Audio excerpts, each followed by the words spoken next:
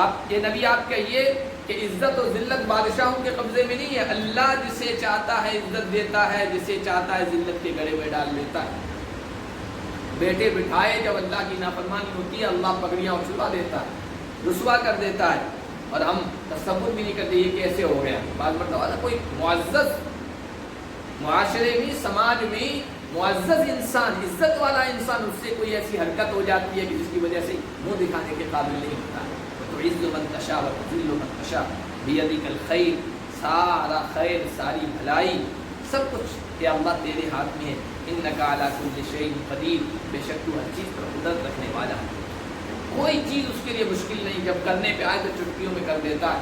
کسی کو کبھی تصور میں، گمان میں بھی تھا کہ ایک چھوٹا سا بچہ جس کو باپ سے جدا کیا گیا، کنویں میں ڈال دیا گیا، کنویں سے نکال کر غلام بنا کر مصر کے بازار میں بیچا گیا، پھر وہاں پر بھی طرح طرح کی تہمتیں لگی، جیل میں ڈال دیا گیا، 9 سال تک جیل میں وہ رہا اور وہاں کی مشقتیں برداشت کی، اور پھر اللہ تبارک و تعالیٰ نے اس طرح اسباب دیے کہ وہی جو انسان ان تمام حالات سے جو بظاہر بہت مشکل سے لگ رہا تھا کہ اب تو واپس ابھر نہیں پائے گا، اللہ تعالیٰ اسی مصر کے تخت پر بٹھا دیتا ہے۔ یوسف علیہ السلام سب کچھ اسی کے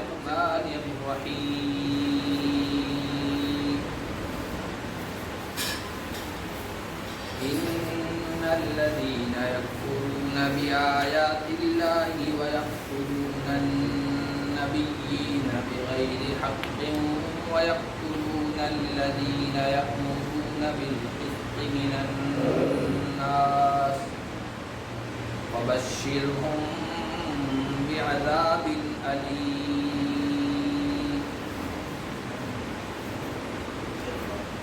آج کے درس کا آغاز اللہ کے فضل و کرم سے سورہ آل عمران کی آیت نمبر 21 سے کر رہے ہیں۔ اس سے پہلے جو آیتیں گزری ہے ان میں یہ بات بیان کی گئی تھی کہ اللہ کے نزدیک دین صرف اسلام، اسی کو ماننا چاہیے اور اس کو تسلیم کر لینا چاہیے۔ تو چونکہ یہ بات اہل کتاب یہودیوں اور عیسائیوں سے، خاص طور پر عیسائیوں سے کہی جا رہی تھی، تو وہ پلٹ کر یہ جواب دیتے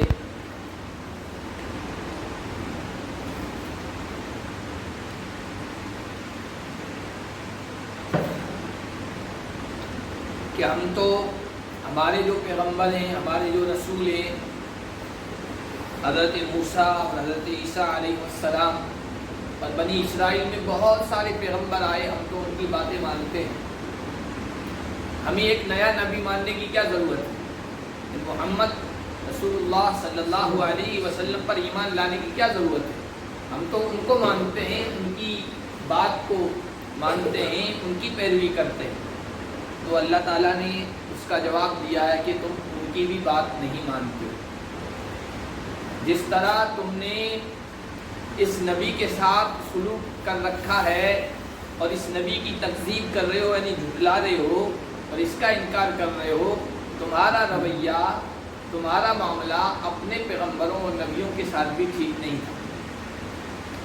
ان الذین یکفرون بآیات اللہ، جو اللہ کی آیتوں کا انکار کر رہے ہیں، قرآن کو نہیں مان رہے اور نبی علیہ السلام پر ایمان نہیں لا رہے، وہ لوگ ہی کہ وَيَقْتُلُونَ النَّبِيِّينَ بِغَيْرِ حق، انہوں نے تو نبیوں کو ناحق قتل کیا ہے، اپنے پیغمبروں کے ساتھ بھی ان کا سلوک اچھا نہیں تھا۔ وَيَقْتُلُونَ الَّذِينَ يَأْمُرُونَ بِالْقِسْطِ مِنَ النَّاسِ، اور یہ لوگ ان کو بھی قتل کرتے ہیں جو لوگوں میں سے بھلائی کا، انصاف کا حکم دیتے ہیں، اچھی باتوں کا حکم دیتے ہیں۔ روایات میں آتا ہے کہ بنی اسرائیل میں اللہ تعالیٰ نے ایک ایک وقت میں کئی پیغمبر بھیجے، اللہ کے پیغمبر ایک وقت میں کئی آئے، تو انہوں نے جب اللہ کا پیغام صحیح بات لوگوں تک پہنچائی تو لوگوں کو وہ بات پسند نہیں آئی، لوگ ان کے خلاف ہو گئے، سازشیں کرنے لگے، یہاں تک کہ قتل کر دیا۔ ایک وقت میں 42 پیغمبروں کو جب قتل کر دیا تو کچھ اچھے لوگ بھی تھے، انہوں نے آ کے سمجھایا تم کیا کر رہے ہو، اللہ کے پیغمبروں کو قتل کر رہے ہو، تو ان کے خلاف بھی ہو گئے، اور 112-13 نیک لوگوں کو جو ان کو بھلائی کا حکم کہہ رہے تھے ان کو بھی قتل کر دیا۔ تو اللہ تعالیٰ کہہ رہے ہیں کہ تم جو یہ کہہ رہے ہو نا ہم اپنے پیغمبروں کو مانتے ہیں، محمد کو نہیں مانیں گے، تم ان کو بھی نہیں مانتے تھے، تمہارا سلوک ان کے ساتھ بھی اچھا نہیں تھا، تم نے نیک لوگوں کو بھی قتل کیا۔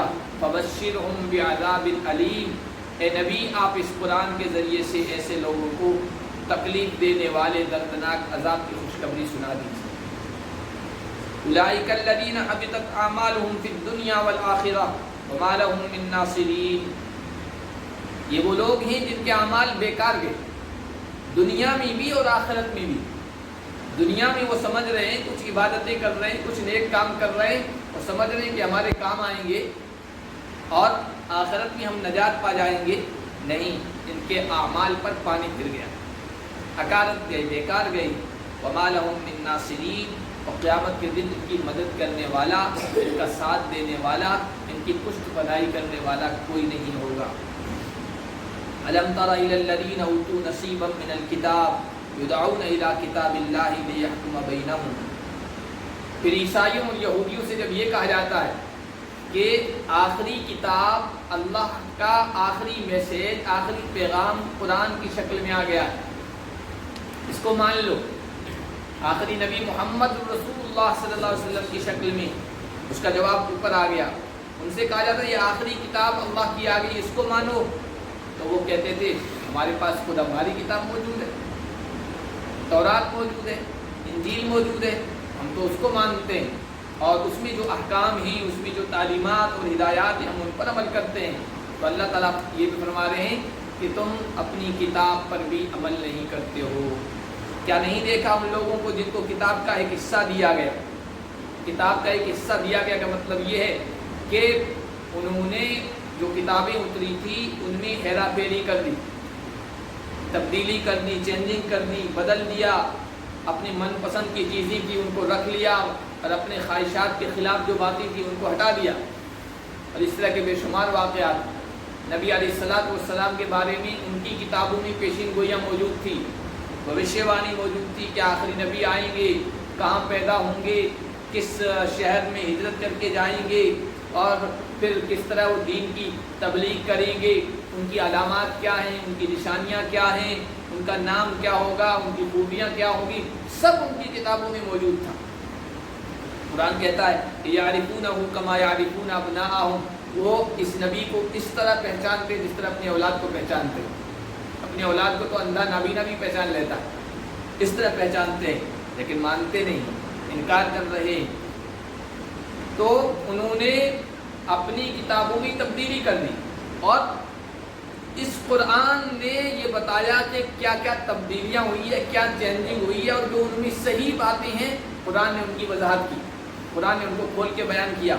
تو ان لوگوں کو آپ نے دیکھا جن کو کتاب کا حصہ دیا گیا اور ان کو بلایا گیا اللہ کی کتاب کی طرف، اس کتاب کو مانو تاکہ اس کتاب کے ذریعے سے فیصلہ ہو۔ ثم یتولی فریق منہم وہم معرضون، لیکن ان کا ایک گروہ پیٹھ پھیر لیتا ہے، منہ پھیر لیتا ہے اور اس کو مانتا نہیں ہے، اس سے اعراض برتتا ہے، اس کا انکار کرتا ہے۔ یہ آخری نبی کو کیوں نہیں مان رہے اور آخری کتاب کو کیوں نہیں تسلیم کر رہے؟ اس کی وجہ بھی اللہ نے بتا دی، ذالک بانہم قالوا لن تمسنا النار الا ایاما معدودات، یہ اس وجہ سے کہ ان لوگوں نے کہا، من گھڑت باتیں کہی، خود ساختہ اپنی طرف سے، جن کے اوپر کوئی دلیل نہیں، مضبوط بات نہیں، اور یہ خود ساختہ باتیں اہل کتاب یعنی یہودیوں اور عیسائیوں کے پاس ان کے بڑے بڑے پرکھوں کی طرف سے آئی، اور اس کی وجہ سے یہ لوگ گمراہ ہو گئے۔ یہودی اور عیسائی کہتے تھے کہ نحن ابناء اللہ و احباؤہ، ہم تو اللہ کے بیٹے ہیں ہم تو اللہ کے محبوب ہیں، ہم اللہ کے لاڈلے اور چہیتے ہیں، ہم تو نبیوں کی اولاد ہیں، اور اپنے لاڈلوں کو، اپنے چہیتوں کو کون تکلیف میں ڈالتا ہے، کون عذاب میں گرفتار کرتا ہے؟ تو ہم کو کوئی عذاب میں گرفتار نہیں کرے گا۔ ہم چاہے جو کچھ کرتے چلے جائیں، جو کچھ کرتے رہیں، بس ہم اللہ کی اولاد میں بچ جائیں گے عذاب سے۔ ہم جو کچھ کرتے رہیں، ہم نبیوں کی اولاد ہیں، ہم بچا لیے جائیں گے۔ ہم چاہے کچھ بھی الٹا سیدھا کرتے رہیں، ہم تو اولیاء کی اولاد ہیں، اولیاء کو چاہنے والے ہیں، ہماری بخشش کروا لیں گے، ہماری مغفرت کروا دیں گے، ہمیں چھڑا لیں گے۔ یہ خود ساختہ ان کی باتیں تھیں، اور اسی طرح کی باتیں ہماری اس امت میں بھی اور لوگوں میں بھی آ چکی ہیں۔ انہوں نے کہا کہ لن تمسنا النار الا ایاما معدودات، ہمیں آگ نہیں چھوئے گی، یعنی ہم جہنم میں نہیں جائیں گے مگر چند گنے چنے دن۔ گنے چنے دن کیا مطلب؟ آپ نے واقعہ پڑھا پہلے پارے میں بھی آ چکا ہے، اس کے بعد اور آگے بھی آتا رہے گا، کہ حضرت موسیٰ علیہ السلام جب طور پہاڑ پر گئے وحی کے لیے، تورات کے لیے اللہ نے بلایا تھا، اور 40 دن وہاں رہے۔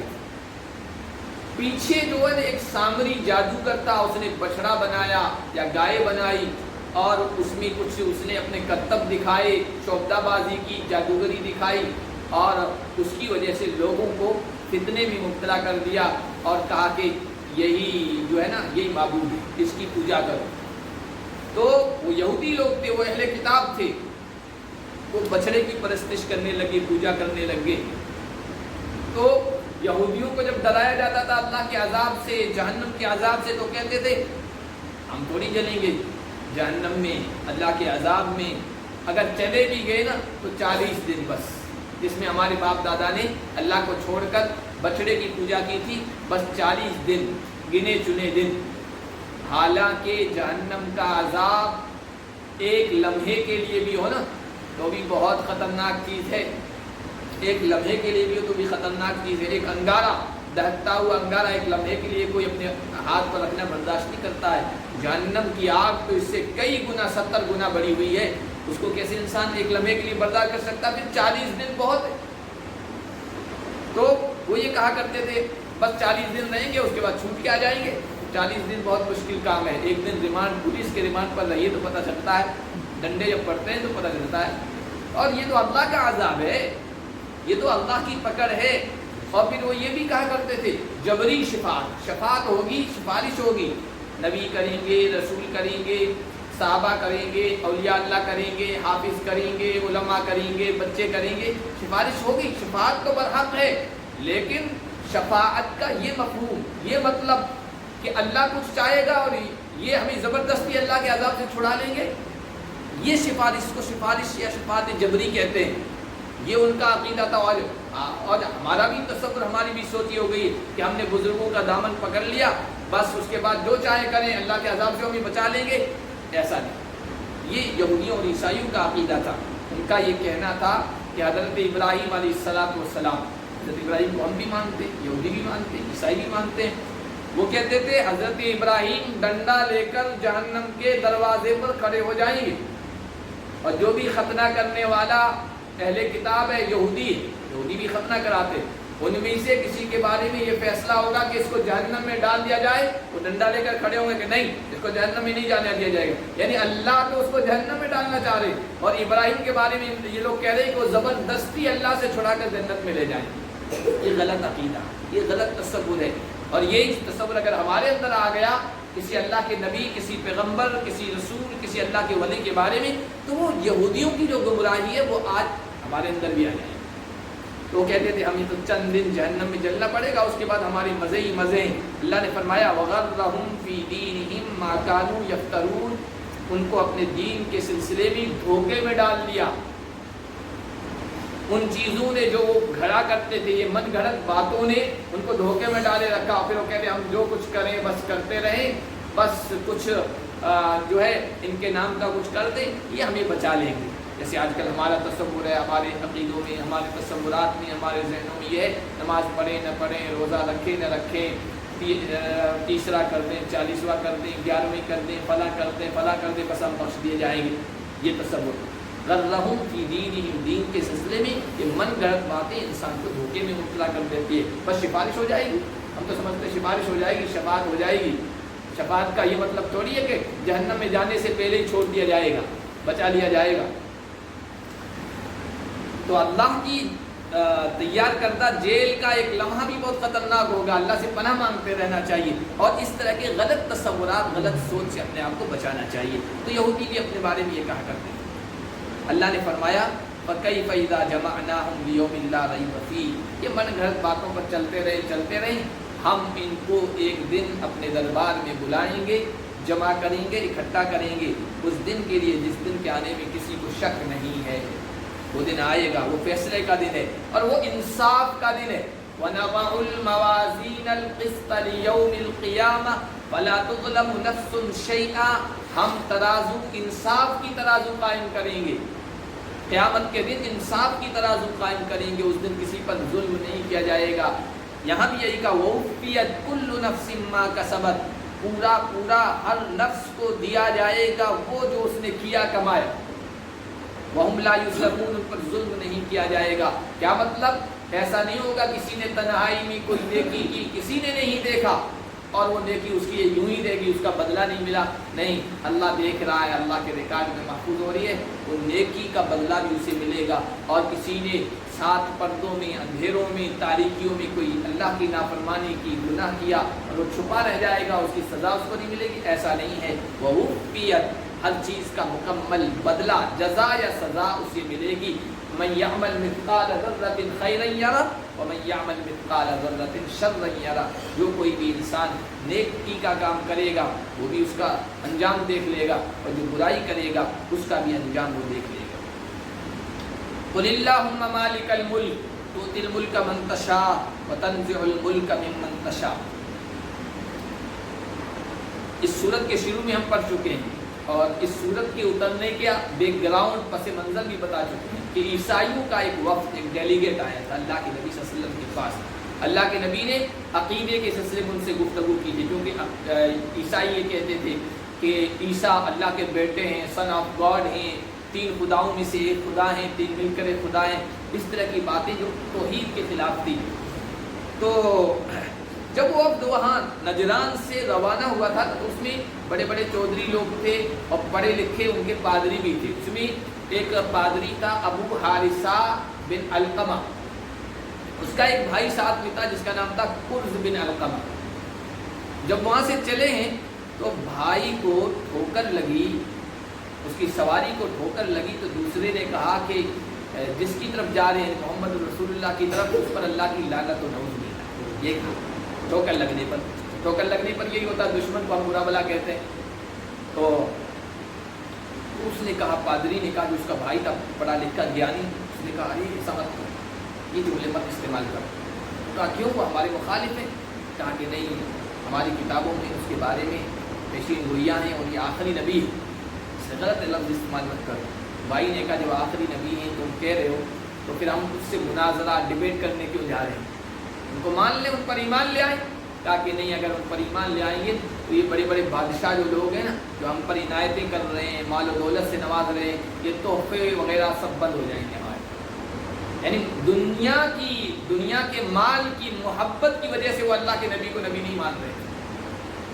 تو اللہ تعالیٰ نے کہا ان سے کہیے قل، یہ بہت اہم دعا ہے، اور اللہ کے نبی صلی اللہ علیہ وسلم جو ہے اس طرح کی دعا حدیث میں دعا لگائیے، تو یہ نمازوں کے بعد پڑھنے کی بھی ہے، اس کے ساتھ وہ حدیث کی دعا اللہم لا معطی لما منعت ولا مانع لما اعطیت ولا ينفع ذا الجد منک الجد، یہ الفاظ ہیں وہ ہر فرض نماز کے بعد پڑھنے کے، اور اس کی فضیلت بھی بعض روایات میں آئی۔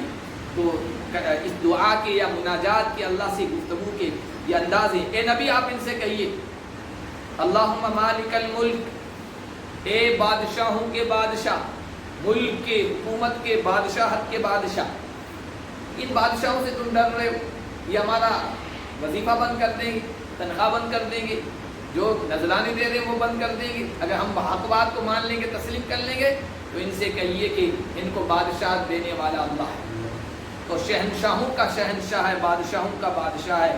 تؤتی الملک من تشاء وتنزع الملک ممن تشاء. وہ جسے چاہتا ہے بادشاہت دیتا ہے اور جس سے چاہتا ہے چھین لیتا ہے، اور اس کی مشیت پر ہے، اس کی چاہت پر ہے. دیکھیے بادشاہت کا مل جانا یہ عزت کی دلیل نہیں ہے، دولت کا مل جانا یہ اللہ کے راضی ہونے کی دلیل نہیں ہے، حکومت کا مل جانا یہ اللہ کے راضی ہونے کی دلیل نہیں ہے. ایک اللہ کی چاہت، اللہ نے چاہا کسی کو بھی دے دیا، اللہ کسی نافرمان کو بھی دے دیتا ہے، اس کی چاہت یہ ہوتی ہے. لیکن اس کا یہ مطلب نہیں کہ اللہ اس سے راضی ہے. بعض مطلب اگر ہم اللہ کے نافرمان ہیں تو ہم پر یہ سب عنایتیں کیوں ہو رہی ہے، یہ کیوں مجھے ملا ہوا ہے، اس کا مطلب اللہ مجھ سے راضی ہے. اللہ کا راضی ہونا الگ بات ہے اور اللہ کی چاہت الگ بات ہے. بہرحال اللہ جسے چاہتا حکومت عطا کرتا ہے، جس سے چاہتا چھین لیتا ہے. آپ دیکھیے اللہ تعالیٰ نے نبی علیہ السلام کو بھیجا اور اعلان کروایا حق کا. حالات آئے، آزمائشیں آئی. ایک موقع ایسا آیا غزوہ خندق کا، جس میں مدینے پر پورا متحدہ لشکر عرب کا، سارے قبیلے ٹوٹ پڑے اینٹ سے اینٹ بجانے کے لیے. یہ کو ابھی اگر ختم نہیں کیا جائے گا تو پھر یہ کسی کے قابو میں نہیں آئیں گے. پورا عرب ٹوٹ پڑا تھا. مشورے سے یہ طے پایا کہ بھائی مدینے میں رہ کر جو ہے دفاع کیا جائے، باہر نکل کے مقابلہ نہیں کریں گے. حضرت سلمان فارسی کے مشورے پر خندق کھودی گئی، بڑی خندق کھودی گئی، اور بہت مختصر وقت میں اتنی بڑی خندق کھود لی گئی تھی. جب خندق کھود رہے تھے تو بیچ میں پتھریلی زمین آئی، ایک بڑی چٹان آئی جو ٹوٹ رہی تھی صحابہ سے.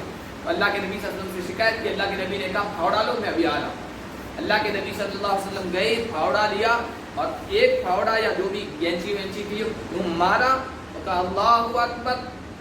جب اس پر وہ لوہا پڑا ہے تو چنگاری روشنی ٹوٹی، اور اللہ کے نبی نے کہا میں نے اس چنگاری کی روشنی میں روم کے محلات دیکھ لیے، وہ ہمارے زیر نگیں آئیں گے، اوپر ہم قبضہ کریں گے. پھر دوسرا پھاوڑا مارا، اس میں چنگاری نکلی، کہا میں نے ایران کے محلات کو اس میں دیکھ لیا. تیسرا پھاوڑا مارا تو پھر اللہ کے نبی نے اللہ اکبر کہا اور کہا کہ صنع یمن کے محلات کو میں نے دیکھ لیا، وہ بھی میرے غلاموں کے قبضے میں آئیں گے. حالات اتنے خطرناک تھے اس وقت جب یہ حضور فرما رہے ہیں نا، مایوسی ہمارے یہاں نہیں، نہ ہمارے نبی نے ہمیں مایوسی سکھائی. حالات اتنے خطرناک تھے. قرآن 21واں پارے میں کہہ رہا ہے، کبھی ترجمہ اٹھا کر آپ سورہ احزاب کا دوسرا رکوع پڑھ لینا. اتنے خطرناک حالات تھے کہ جو ہے نا یہ اندر دل ہے نا یہ یہاں آ کر ٹنگے تھے. اب کیا ہوگا، ہمارا مسلمانوں کا پورا عرب پورا لشکر آ گیا، ڈگمگانے لگ گئے تھے لوگ. اللہ کے بارے میں طرح طرح کے خیال کہ نبی تو یہ کہتا تھا، رسول یہ کہتے تھے، اللہ یہ کہتے تھے کہ تم غالب آؤ گے، اور یہاں یہ ہے. منافقوں نے یہاں تک بات کہی کہ عجیب بات کہہ رہے محمد، کہہ رہے یہ محلات نظر آ رہے ہیں، وہ محلات نظر آ رہے ہیں، وہ محل، یہ پوری دنیا میرے غلاموں کے قبضے میں آئے گی، پاؤں کی ٹھوکروں میں آئے گی. اور حال یہ ہے کہ ہم 2 نمبر کے لیے یعنی پخانے کے لیے بھی باہر نکل نہیں سکتے. دشمنوں کا خوف ہے، اگر کوئی ایک آدمی اکیلا نکل جائے تو دشمن مار ڈالیں گے. ایسے حالات ہیں، اور ایسے حالات میں کہہ رہے ہیں یہ ہمارے قبضے میں آئے گا. لیکن اللہ ہے مالک الملک، بادشاہتوں کو کسی کو دینے والا، کسی کو محروم کرنے والا وہ اللہ، اس کے قبضے قدرت میں ہے. اس نے حالات اتنے جلدی چینج کیے ہیں، بدلے ہیں کہ حضرت عمر فاروق کے دور میں یعنی 17 ہجری تک 17 سال کے اندر ایران بھی آیا، روم بھی آپ کے غلاموں کو ملا، اور یمن بھی فتح. اور آدھی دنیا پر مسلمان 600 سال تک حکومت کرتے رہے. باقی آدھی دنیا کی ہمت نہیں تھی کہ مسلمانوں کے سامنے آنکھ اٹھا کر دیکھ لیں. 600 سال تک کہ بات وہی ہوئی کہ جو اوپر آیا. جب تک اس قرآن کے عدل اور انصاف کے اصولوں کے مطابق مسلمان حکومت کرتے رہے تو ساری دنیا ڈرتی رہی. اور جب وہ لوگ اس سے ہٹ گئے تو پھر آپ اس کے بعد سے آپ دیکھیے 600 سال ذلت ہی ذلت. قرآن کے اصولوں کے مطابق کہیں بھی حکومت نہیں. تو اللہ نے حکومت دے دی. وَتُعِزُّ مَن تَشَاءُ وَتُذِلُّ مَن تَشَاءُ. آپ یہ نبی آپ کہیے کہ عزت و ذلت بادشاہوں کے قبضے میں نہیں ہے. اللہ جسے چاہتا ہے عزت دیتا ہے، جسے چاہتا ہے ذلت کے گڑھے میں ڈال دیتا ہے. بیٹھے بٹھائے جب اللہ کی نافرمانی ہوتی ہے اللہ پگڑیاں اچھلا دیتا ہے، رسوا کر دیتا ہے. اور ہم تصور بھی نہیں کرتے یہ کیسے ہو گیا. بعض مرتبہ کوئی معزز معاشرے میں، سماج میں معزز انسان، عزت والا انسان، اس سے کوئی ایسی حرکت ہو جاتی ہے کہ جس کی وجہ سے منہ دکھانے کے قابل نہیں ہوتا. تو عز من تشاء و تذل من تشاء بیدک الخیر، سارا خیر، ساری بھلائی، سب کچھ اے اللہ تیرے ہاتھ میں ہے. انک علی کل شیء قدیر، بے شک تو ہر چیز پر قدرت رکھنے والا ہے. کوئی چیز اس کے لیے مشکل نہیں، جب کرنے پہ آئے تو چٹکیوں میں کر دیتا ہے. کسی کو کبھی تصور میں، گمان میں بھی تھا کہ ایک چھوٹا سا بچہ جس کو باپ سے جدا کیا گیا، کنویں میں ڈال دیا گیا، کنویں سے نکال کر غلام بنا کر مصر کے بازار میں بیچا گیا، پھر وہاں پر بھی طرح طرح کی تہمتیں لگی، جیل میں ڈال دیا گیا. 9 سال تک جیل میں وہ رہا اور وہاں کی مشقتیں برداشت کی، اور پھر اللہ تبارک و تعالیٰ نے اس طرح اسباب کیے کہ وہی جو انسان ان تمام حالات سے جو بظاہر بہت مشکل سے لگ رہا تھا کہ اب تو واپس ابھر نہیں پائے گا، اللہ تعالیٰ اسی مصر کے تخت پر بٹھا دیتا ہے. یوسف علیہ السلام سب کچھ اسی کے قبضے قدرت میں. تو عیسائی، یا یوں کہ بنی اسرائیل میں عیسائی بھی آتے ہیں، یہودی بھی آتے ہیں. ان سے جب کہا جاتا تھا آخری نبی کو مانو، آخری نبی کو مانو ورنہ حالات پلٹ جائیں گے، تو یہ کیسے ہو سکتا ہے؟ ہم لوگ پڑھے لکھے، ہم انبیاء کی اولاد، ہم آسمانی کتابوں، آسمانی پیغام پر ایمان لانے والے، اس کو ماننے والے، اور سال تک، صدیوں تک ہمارے درمیان نبوت رہی ہے، حکومت رہی ہے. یہ کیسے ان میں عربوں میں جو انگوٹھا چھاپ ہے، امی انگوٹھا چھاپ جاہل، ان کو کیسے مل سکتی ہے؟ اللہ نے کہا یہ میرے لیے کوئی مشکل نہیں ہے. تولج اللیل فی النہار و تولج النہار فی اللیل، اللہ کب پاسا پلٹ دے کچھ مشکل نہیں.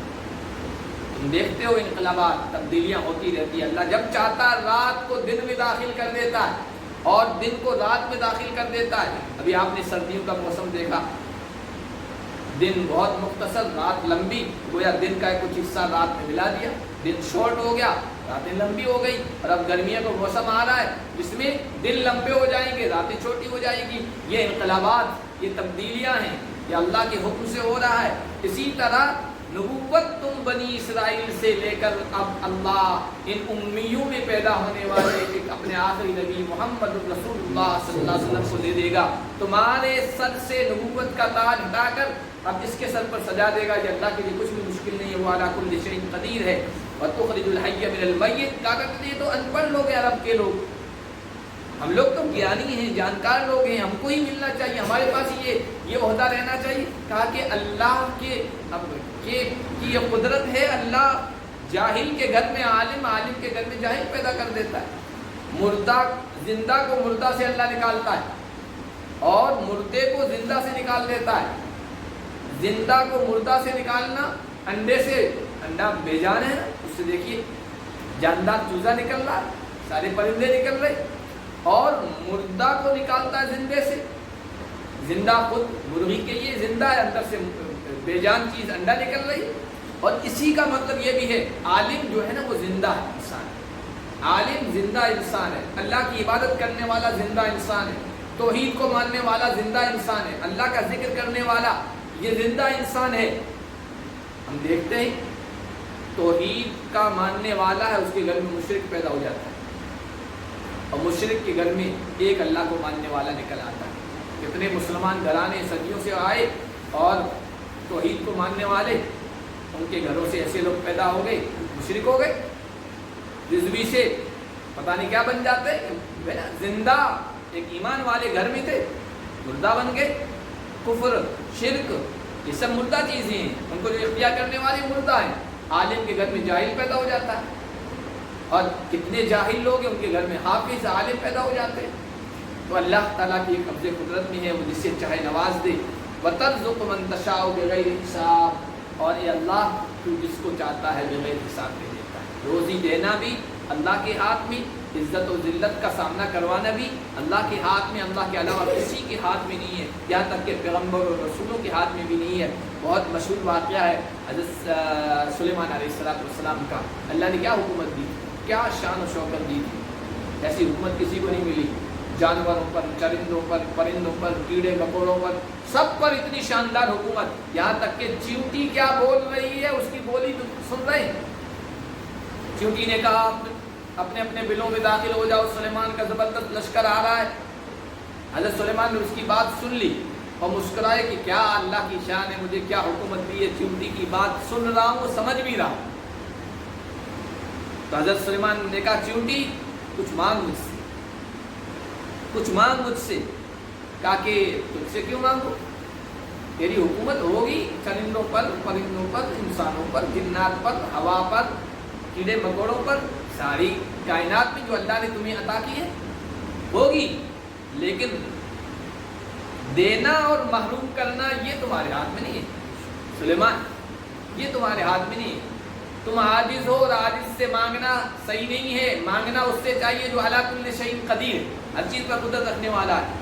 سلیمان نے کہا آئی بڑی کہنے والی کہ میں عاجز ہوں اور عاجز سے میں نہیں مانگتی، مانگنا پڑے گا۔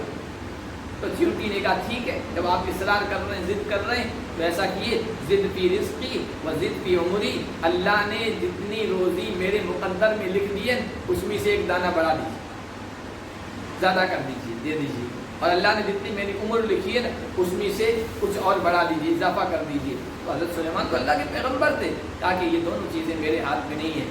پھر چیونٹی نے کہا پھر تو میں یہی کہہ رہی ہوں نا کہ آپ عاجز ہیں، آپ نہ کسی عمر کو بڑھا سکتے ہیں، نہ کسی کی روزی کو بڑھا سکتے ہیں، تو پھر میں اسی سے کیوں نہ مانگوں جو عمر بھی بڑھا سکتا ہے، جو روزی میں بھی اضافہ کر سکتا ہے۔ ترزق من تشاء بغیر حساب، کہ اللہ تو جسے چاہتا ہے بغیر حساب کے روزی دیتا ہے، کوئی تجھ سے پوچھنے والا نہیں، مواخذہ کرنے والا نہیں۔